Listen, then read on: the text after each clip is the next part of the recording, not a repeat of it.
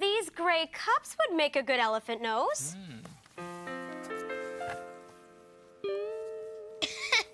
This isn't long enough to be an elephant's nose. No. Well, why don't we string a whole bunch of them together? Okay. Yeah, like this, see? There, that's starting to look more like an elephant's trunk. Yeah, but how will they stay? Well, we can tape them to this ribbon. Okay. Yep. Okay, so hold the ribbon here, and then tape the ribbon to this cup, and then to the next cup, and all the way down.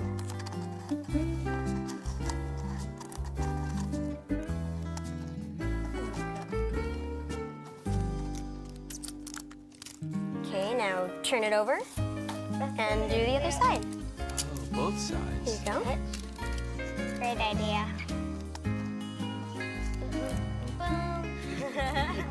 You want to tape that last one in? Inside. There you go. Oh, that came out great. Now, if we tape a stick on the end, you can hold it up to your nose. There you go. Try it out. Oh, yeah. Look at that. Look, I'm an elephant. I'm making a pig nose. Oh. Tony, Yeah? can you cut this out for me, please? Oh, sure. Thanks. Okay. Let's do this.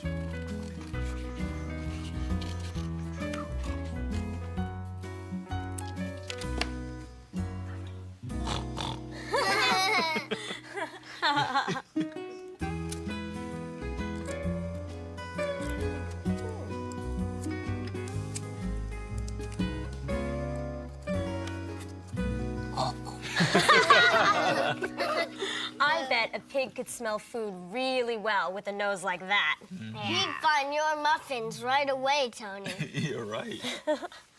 Hey, Cease, let's put a stick on yours, too.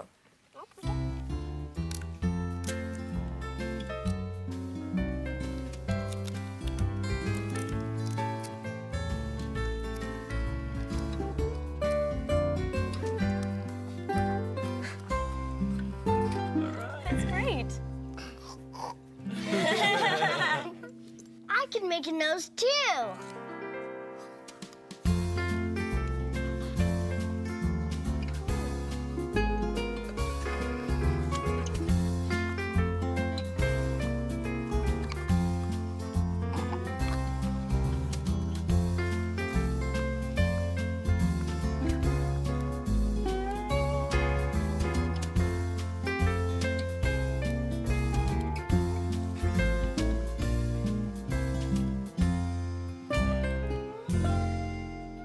What kind of nose is that, Nick? Whack, whack. It's a duck nose. That's great! Now, that's a great duck nose, Nick. But you know what? It needs just a couple more things. What? Well, a duck has to close his nose when he goes underwater. He has two little holes right there on the top.